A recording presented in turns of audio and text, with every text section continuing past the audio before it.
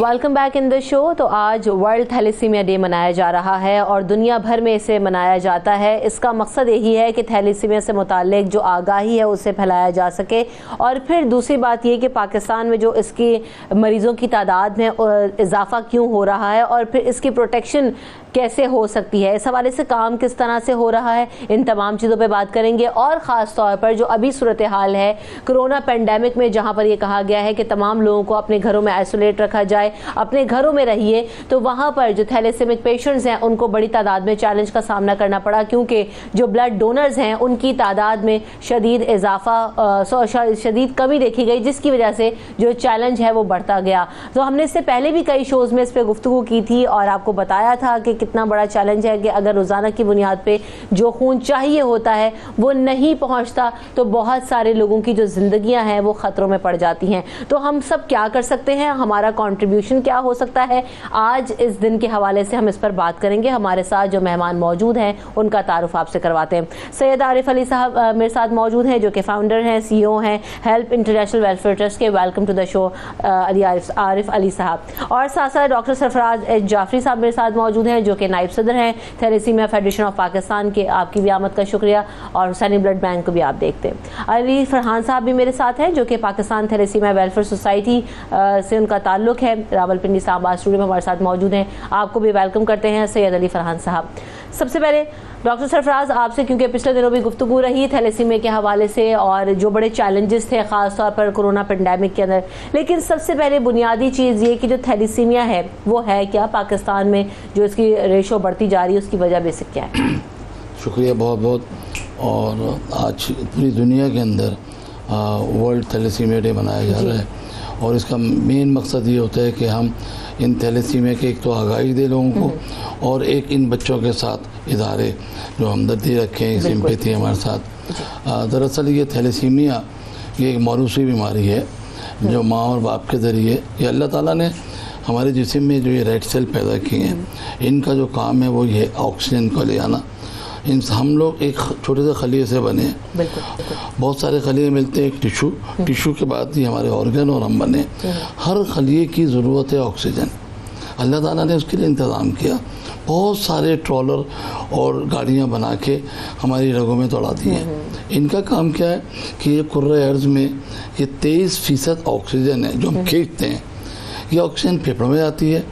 जब फेफड़े भरते हैं वहाँ पे ये जो गाड़ियाँ हैं ये जाके उनको भरती हैं ऑक्सीजन को, और फिर ये एक पंप के ज़रिए, ये बीच में जो पंप है जिसे हम दिल कहते हैं, ये पंप जो है फिर हमारे पूरे एक एक खलिए में, एक एक टिश्यूज़ में इस ऑक्सीजन को भेजता है। जहाँ ऑक्सीजन नहीं जाएगी वो खलिया डेड हो जाता है या मर जाता है। और जितनी हमारी डिजीज़ बीमारियों का निसार भी इसी पे है कि जहाँ ब्लड, अब होता ही है कि पैदाइशी तौर से जब माँ के पेट में होते हैं तो हमारे ये नुक्ते जो होते हैं बारीक बारीक, उस वक्त माँ अपनी ऑक्सीजन दे रही होती है हमें माँ के आंवल नाल के ज़रिए, प्लेसेंटा से।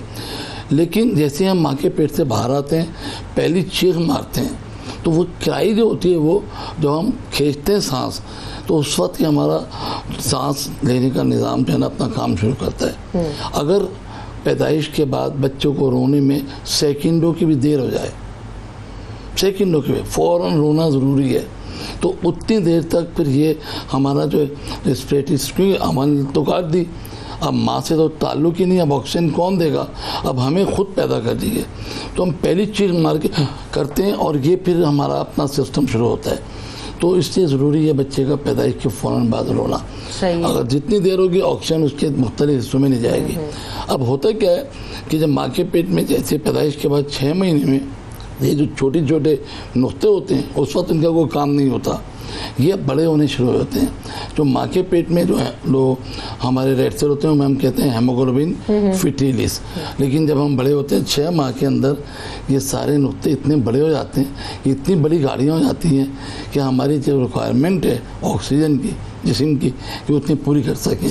लेकिन अगर इसमें फेलियर हो जाए, यानी वो ये मुस्तकिल, उसे हम कहते हैं हेमोग्लोबिन एडल्ट, अगर एडल्ट नहीं होते तो अगर कमी रह जाती है, तो अगर 5% तक कमी है तो उसे हम थैलेसीमिया माइनर बोलते हैं। 5% गाड़ियाँ उसकी जो है ना वो सही नहीं है। और अगर 50% है थैलेसीमिया इंटरमीडिएट और अगर इससे ज़्यादा खराबी है तो हम थैलेसीमिया मेजर कहते हैं। ये वही मेजर बीमारी है जो कि जिसके लिए बच्चे को लाजमी होता है बाहर से हमें गाड़ियाँ उसके अंदर। अब मसला ये कि पाकिस्तान में जो पेशेंट्स हैं उनकी तादाद में इजाफा क्यों हो रहा है आरिफ अली साहब, और फिर पाकिस्तान को जिस तरीके से इजाफा होता जा रहा है, कुछ फैक्ट्स एंड फिगर्स हैं कि कितने पेशेंट्स हैं, इस हवाले से अगर आपके पास हैं तो बिल्कुल शेयर कीजिएगा। और अगर ये तादाद रुकती नहीं है तो आगे कितनी हद तक प्रॉब्लम हो सकती है हमारे लिए? शुक्रिया आपका। देखिए, मैं इसमें सबसे पहले आपको ये बताऊं कि आगाही नहीं है। अच्छा, गांव गोट और जो छोटे शहर हैं उनकी तो बात छोड़िए, कराची, लाहौर, इस्लामाबाद जैसे जो बड़े शहर हैं ना, अगर यहाँ पे लोगों को हम ये बता भी रहे हैं, सारे इदारे मिलके बता रहे हैं कि रिश्ता तय होने से पहले अपने बच्चों का थैलेसीमिया का टेस्ट कराएं, तो सरफराज साहब इसकी तस्दीक करेंगे कि शायद 1% लोग भी जो है वो टेस्ट नहीं करवाते हैं। वो बोलते हैं कि ये फजूल काम है, इसको कोई प्रैक्टिस नहीं है। तो this is the big reason कि लोग जो है अवेयर नहीं है, और अगर कुछ परसेंट अशारिया में जो अगर वो अवेयर भी हैं तो वो इस पर इम्प्लीमेंट नहीं कर रहे। एक बात। दूसरी बात ये है कि ये तादाद एक हौलनाक हद तक बढ़ती जा रही है। कल हम 24 चैनल की तरफ से एक घर में गए थे जहाँ पे 2 सगे भाई हैं, उनके 6 बच्चे एक ही घर में थैलेसीमिया के हैं। और वो ये कह रहे थे कि चूँकि हमारे यहाँ लड़का नहीं हुआ था तो हमने बोला ठीक है, अगर ये बच्चे थैलेसीमिया के हो रहे हैं तो कोई मसला नहीं है, जब तक बेटा नहीं होगा हम इस सिलसिले को जारी रखेंगे। तो उनके यहाँ लगातार 3 दोनों के इत्तेफाक से बेटियाँ हुई, और चौथा बेटा जो हुआ वो डेथ हो गई उसकी एक भाई की। तो ये वो ख्वाहिश होती है, ये वो इग्नोरेंस होती है कि जिसको हमारे लोग समझना नहीं चाहते या इस पर अमल करना नहीं चाहते, नंबर 1। नंबर 2, हमारी जो फेडरेशन है, थैलेसीमिया फेडरेशन ऑफ पाकिस्तान, वो एक मोहतात अंदाजे के मुताबिक बताती है हमें कि इस वक्त पाकिस्तान में 1 लाख पेशेंट है, जबकि हम जितनी थैलेसीमिया ऑर्गेनाइजेशंस चूँकि फील्ड में काम कर रहे हैं, हर सूबे में हैं, हर तकरीबन शहर में हैं, तो हमारा अंदाज़ा ये है कि ये तादाद 1 लाख से भी ज़्यादा है। अनरिपोर्टेड भी होंगे, चूँकि हमारे यहाँ कोई मैकेनिज्म तो है नहीं, आपको पता है पाकिस्तान में कोई किसी भी किस्म का तो ये नंबर्स ऑफ पेशेंट जो है ना कई गुना ज़्यादा होंगे मेरे हिसाब से। तो ये सारी सूरत हाल है कि आगाही नहीं है। हर इदारा अपने तौर पे बेस्ट काम कर रहा है, बेस्ट, लेकिन अवेयरनेस के लिए मासेस पे काम, जैसे आपकी अब ये जो कोरोना की अवेयरनेस हो रही है या डेंगू की होती है या पोलियो की होती है, जिस लेवल पे ये अवेयरनेस होती है ना, जब तक इस लेवल पे नहीं होगी तो शायद कुछ फ़र्क आना शुरू होगा। बिल्कुल सही बात है। अब देखें ना, मैं इसी तरफ आना चाह रही थी सैयद अली फरहान साहब के पास जाने से पहले, और उनसे ही इस बात से ही आगाज़ कर लेते हैं कि हमारे यहाँ जो बीमारियाँ हैं, क्योंकि इलिटरेसी रेट बहुत ज़्यादा है, गाँव देहातों में लोगों को इतने चीज़ों का पता नहीं है, तो जो हमारे पास मीडियम है, टीवी या दूसरे सोर्सेज को इस्तेमाल करते हुए जैसे कि हम बाकी बीमारियों के बारे में अवेयरनेस कैंपेन्स कर रहे हैं, समझाते हैं, तो इसके हवाले से होना भी और इस पर बात होना भी कितना ज़रूरी है। कहाँ कोताही हो रही है, कहाँ कमी रह रही है, जिसकी वजह से इसकी इंटेंसिटी जो है इस बीमारी की वो बढ़ती जा रही है।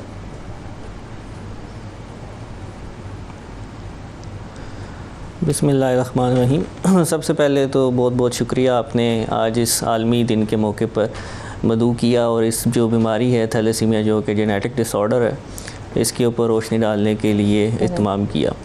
बेसिकली थैलेसीमिया ये बीमारी, इसकी जो प्रिवेंशन के हवाले से बात की जाती है, और अभी से नहीं, 94 में सबसे पहले प्रिवेंशन का सफ़र स्टार्ट हुआ था, और उसमें जो हमारी जैसे सोसाइटी है, पाकिस्तान थैलेसीमिया वेलफेयर सोसाइटी, इसके जो प्रेसिडेंट है जनरल सुहेब साहब, उन्होंने first time prenatal diagnosis, जो कि इसकी प्रिवेंशन का बहुत प्योर क्लिनिकल डायग्नोसिस का तरीका है, वो ईजाद किया था। तो इसी हवाले से जैसे आपने ये सवाल किया कि इसकी आगाही में, जैसा कि अभी अलवी साहब ने भी कहा कि पेरिफेरल एरिया और साइड पे अगर हम देखें तो रिपोर्टिंग और उसमें वो सारी चीज़ें काउंट करें तो वाकई 1 लाख से भी ज़्यादा इस वक्त बच्चे मौजूद हैं। और इस हवाले से ना सिर्फ सोसाइटीज़ और फेडरेशन बल्कि हुकूमती सतह पर इक़दामात की बहुत ज़्यादा ज़रूरत है। और मैं मशकूर हूँ उस्मान बुज़दार साहब का, CM पंजाब का, कि उन्होंने भी आज मैसेज दिया, और इस हवाले से गवर्नमेंट लेवल पे अगर पेशरफ्त होगी तो जो पेरिफेरल एरिया, ख़ास तौर पे जो हमारे इलिटरेट पीपल हैं, उन तक ये बात पहुँच सकेगी कि थैलेसीमिया ऐसा मर्ज़ है कि जिसकी रोकथाम के लिए हमें टेस्ट भी करवाना चाहिए। और इसकी जो पॉजिटिव बात है वो ये है कि इसकी प्रिवेंशन 100% अवेलेबल है। यानी आप जैसे आपने कोरोना वायरस की देखा इसकी एग्जांपल कि आप देखें कि हाथ धोने हैं, समाजी फासला रखना है, इसी तरह थैलेसीमिया के हवाले से जो इसका टेस्ट है और जो विद इन फैमिली मैरिजेस के हवाले से कॉन्सेप्ट्स हैं, इनके ऊपर रोशनी डालने की ज़रूरत है ताकि ज़्यादा से ज़्यादा आवाम को इस चीज़ का पता चले और इससे प्रिवेंशन मुतवक्के है। और इसके इलाज में ट्रांसफ्यूजन के साथ साथ बोन मैरो ट्रांसप्लांट और ये सारी ऐसी चीज़ें हैं जिनके रिज़ल्ट 100% भी आते हैं। सो इस हवाले से मेरी आपके मीडिया के तवस्सुल से ये है गुजारिश की गोमती सतह पे इस चीज़ को हाईलाइट किया जाए और जो फेडरेशन है और इसी तरह जो हमारी पंजाब थैलेसीमिया प्रिवेंशन प्रोग्राम भी इस पे काम कर रहा है कि जो पेरिफेरल एरिया उनमें जाके वो सैंपल लेते हैं और उसकी स्क्रीनिंग का टेस्ट जारी है।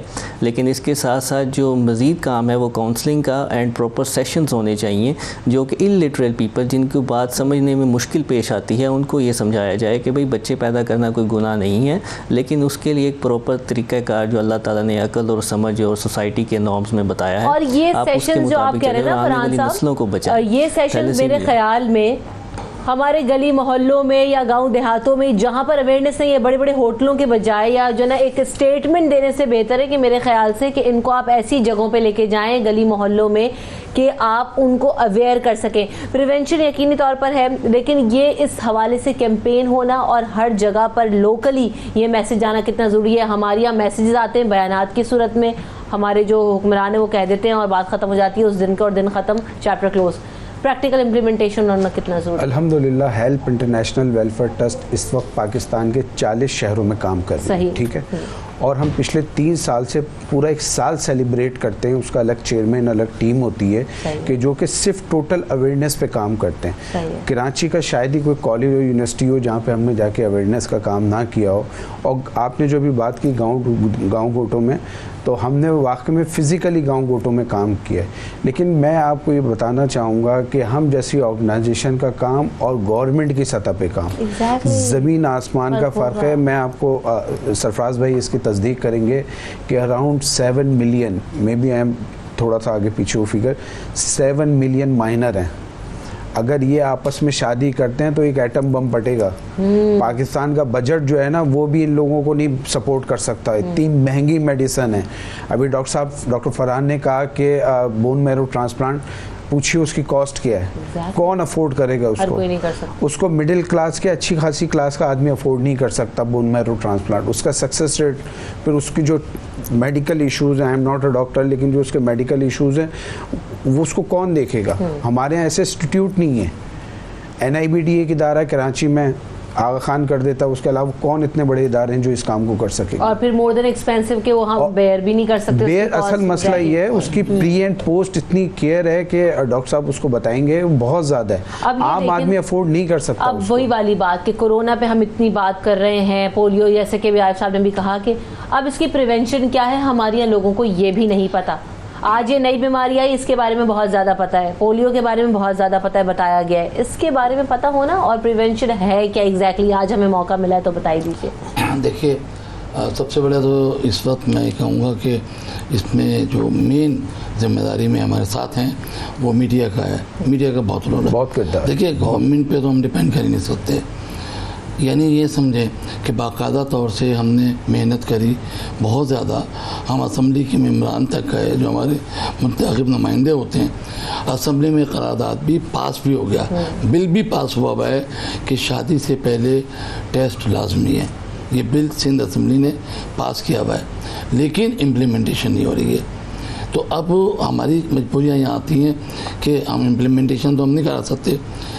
पूरी दुनिया के अंदर एक यूनान में एक वक्त था कि उनकी 26% आबादी थैलेसीमिया का शिकार थी, आज वह 0.25% भी नहीं है। इसी तरह से ईरान है। ईरान कितना बड़ा मुल्क है, आपको वहाँ थैलेसीमिया नहीं मिलेगा। अब बचना कैसे हमें? अच्छा, अब बचना इस तरह से है कि आगाही भी बहुत दी जा रही है, हम लोगों को कहते भी हैं। एक लॉ जैसे कि सऊदी अरब में लॉ है, ईरान में लॉ है, अगर ये लॉ हो कि भाई शादी से पहले हर लड़के का थैलेसीमिया का छोटा टेस्ट वो करवा ले जाए और उसको बाकायदा निकाहनामे पे लिख दिया जाए, ये तय हुआ है, असम्बली ने करारदाद पास की भी है। यही वाहिद तरीका है कि हम हम बाकायदा तौर से टेस्ट कराए अपने बच्चों का। अगर मेरा बेटा पॉजिटिव है और थैलेसीमिया माइनर है तो मेरा फ़र्ज़ ये है कि मैं उसकी शादी जब करूं तो जिससे करूं उसका भी टेस्ट करवा लूं। ये हमें आगाही देनी है और कुछ नहीं करना।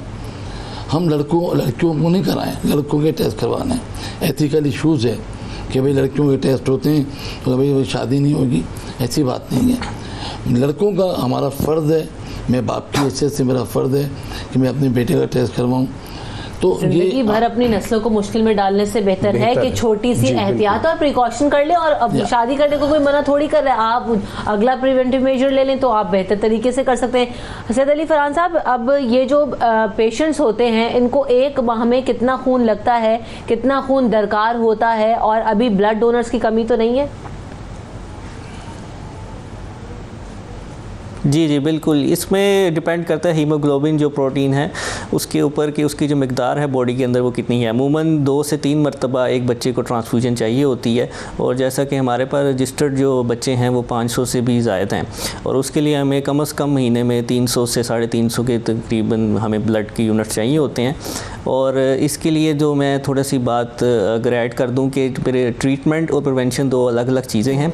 ट्रीटमेंट तो उनका होगा जो इस वक्त हमारे पास अवेलेबल पेशेंट्स हैं, तो उसी के लिए मैंने ये जो बताया था कि एक ट्रांसफ्यूजन है, और उसमें ऐसे कोरोना आउटब्रेक की वजह से शुरू में काफ़ी हमें इश्यूज़ हुए, और जैसा कि डोनर्स को भी था कि पता नहीं शायद ब्लड से भी देने से कोरोना ना फैल जाए, तो इस तरह के काफ़ी शुबात थे। तो लेकिन इसलिए मैं यहाँ पे कहना चाहूँगा कि मीडिया का बहुत पॉजिटिव रोल है, और प्रेसिडेंट ऑफ पाकिस्तान ने शुरू में इसको बड़ा अच्छा हाईलाइट किया, और हमारे पास डोनर्स ने ख़ुद कांटेक्ट किया, और बहुत सारे जो अननोन लोग थे उन्होंने भी हमारे सेंटर आके ब्लड डोनेशन दी। तो ये हमारी कौम का एक पॉजिटिव मुझे मैसेज मिला है इस हवाले से। और सेकेंडली जो ट्रांसप्लांट के हवाले से मैंने बात की कि नो डाउट कि वो एक्सपेंसिव है, और उसमें जो हमें ज़रूरत है और जो उसको अफोर्डेबिलिटी है और उसकी क्लिनिकल पर्सपेक्टिव्स को काफ़ी क्रिटिकली देखा जाता है, लेकिन हुकूमती सतह पे इस पे बहुत शिद्दत की ज़रूरत इसलिए है कि उसको जब हम जैसे हमारे इदारे हैं आर्म फोर्सेस में पाकपिंडी में है, और इसी तरह अब हम अपने सेंटर के हवाले से भी सोच रहे हैं कि अपना नॉन प्रॉफिट बेस पे इसको शुरू करें। तो इसमें अगर हुकूमत हमें ताउन करे तो उन बच्चों की ज़िंदगी, बल्कि ऐसे जो सक्सेस रेट हैं दुनिया में देखे गए हैं कि वो बच्चे नॉर्मल ज़िंदगी गुजार रहे हैं और उनकी आगे भी शादियाँ हुई हैं, और इसके ऊपर हमें काम करना चाहिए। तो prevention and treatment both are necessary, they are complementary parts. So हम इन दोनों के ऊपर जो है गवर्नमेंट लेवल पर इसकी प्रोसीडिंग होनी चाहिए, और इसी हवाले से मीडिया का बड़ा पॉजिटिव रोल रहा है। और जैसे ही इंशाल्लाह ये आउटब्रेक ख़त्म होती है तो हम इसके ऊपर बाकायदा प्लान तैयार कर रहे हैं कि जैसे पेरिफेरल और साइड की एरियाज़ हैं उनको कैसे हमने अकोमोडेट करना है। दुरुस्त। रमज़ान मुबारक में अक्सर लोगों का कॉन्सेप्ट ये है कि अगर ब्लड देंगे तो कमज़ोरी हो जाएगी और वो रिकवरी नहीं हो शायद, क्योंकि रोज़ा भी रख रहे हैं, डाइट प्रॉपर उस तरीके से ले नहीं रहे होते, जबकि ज़्यादा ही खा रहे होते हैं। तो इस मिसकंसेप्शन को दूर करना कितना ज़रूरी है?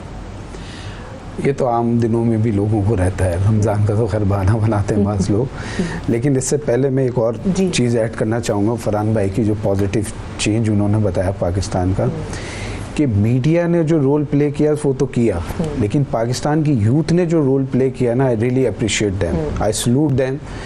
कि वाकई में जब ये शुरू हुआ था कोरोना का मसला तो हमें सीरियस प्रॉब्लम हो गया था ब्लड का, बहुत सीरियस। लेकिन with in 10 days with the announcement और अवेयरनेस ऑफ मीडिया और सोशल मीडिया, वहाँ हमें रिफ्यूज़ करना पड़ा लोगों को कि सर प्लीज़ अब हमें जी ये बहुत बड़ा चेंज था कि हमें रिफ्यूज़ करना पड़ा लोगों को कि बस ठीक है अब हमारे पास ब्लड है रमज़ान तक का, हम इंशाल्लाह कर लेंगे, अब आप हमें रमज़ान के बाद डोनेट करें। हमारे साथ तो कम से कम ये हुआ, और मेरे कुछ दो सेंटर्स चला रहे हैं उनके साथ भी ये हुआ। उसमें पॉलिटिकल और रिलीजियस पार्टी ने बहुत बड़ा रोल प्ले किया। अच्छा, दूसरा सवाल आपका कि उससे क्या हुआ, तो मैं नहीं समझता कुछ इतना बड़ा मसला होता है।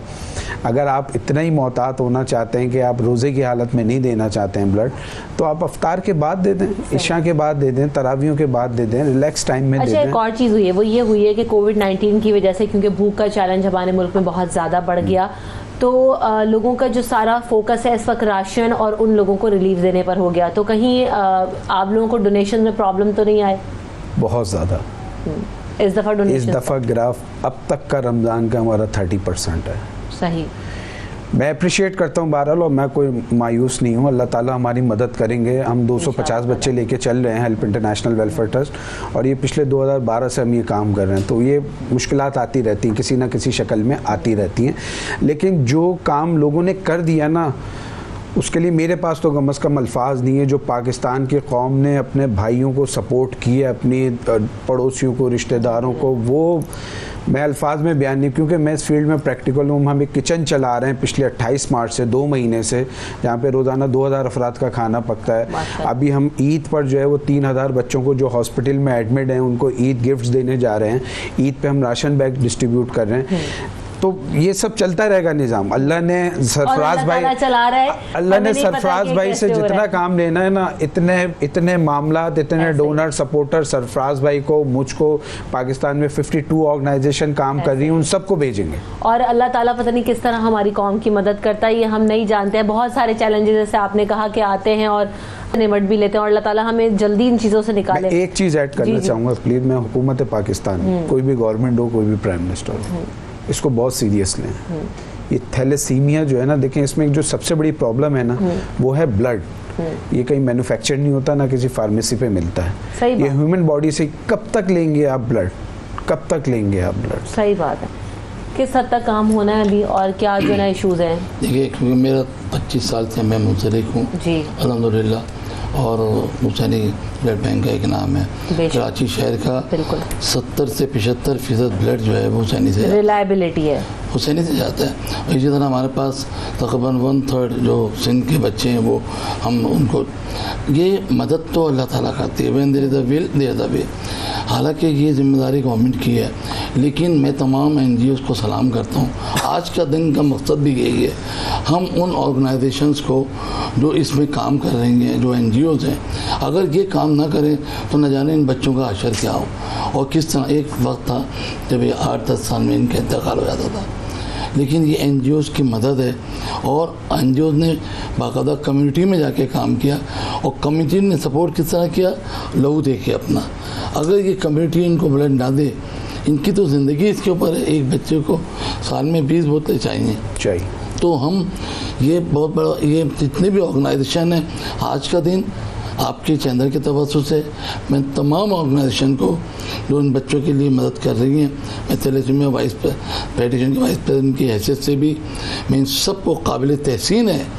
और अल्लाह ताला जो जो लोग इसमें काम कर रहे हैं, अल्लाह ताला उनकी मदद करे। जहाँ तक आपकी बात है कि चैलेंजेस तो इसमें बहुत हैं।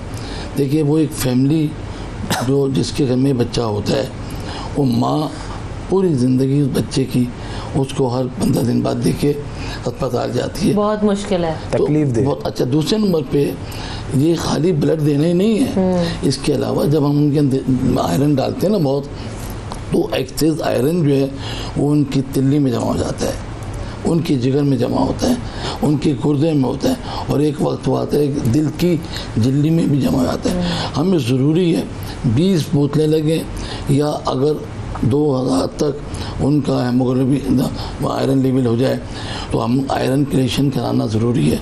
अब ये आयरन क्लेशन की जो दवाइयाँ हैं, ये बहुत कॉस्टली हैं, और ये रेगुलर, अगर ब्लड लगाना कोई मसला नहीं है, ब्लड। लेकिन अब हर चीज़ के साथ और भी चीज़ें, मेरे पास क्योंकि वक्त ख़त्म हो रहा है, फरहान साहब से भी फाइनल कमेंट ले लेते हैं। जी फरहान साहब, क्या कहना चाहते हैं आज के दिन के हवाले से आप, वेरी क्विकली? जी, आज के दिन के हवाले से मैं यही कहना चाहूँगा कि हमारी पूरी कौम अल्हम्दुलिल्लाह अल्लाह ताला के फजल करम से बहुत ज़्यादा ब्लेस्ड है इस चीज़ में कि उनमें खिदमत का बड़ा जज्बा है। तो इस जज्बे को ही लेकर आगे चलना चाहिए, और ब्लड डोनेशन ज़्यादा से ज़्यादा करें। इसकी कोई साइड इफ़ेक्ट नहीं है, और इस जिस तरह आपके बाल और नाखून बढ़ते हैं, इसी तरह आपकी बॉडी में ब्लड भी बनता है इसी तरह। और आप लोगों से गुजारिश है कि इसमें दूसरी जो कार खैर है उसमें भी हिस्सा डालें, और गवर्नमेंट भी इसके रिसोर्स में NGOs को सपोर्ट करें। ये आज के दिन के हवाले से मैसेज है। सही, तो जहाँ पर कोरोना का चैलेंज है, वहाँ हमारे मुल्क में और भी बहुत सारे चैलेंजेस हैं। बात यही है कि हमें सब चीज़ों को, जैसे हम सारे घर वालों को लेके साथ चलते हैं, तो हमें अपने मुल्क के अंदर तमाम चीज़ों को लेके साथ चलना है, तो कहीं पे भी कोई इग्नोर ना हो जाए। और इस कौम ने बहुत अच्छा किया है, ये आगे भी बहुत अच्छा करेगी, उम्मीद भी यही, और अल्लाह ताला हमारी इसमें मदद फरमाएगा। Thank you so much everyone for coming in the show. Break के बाद हाजिर होंगे।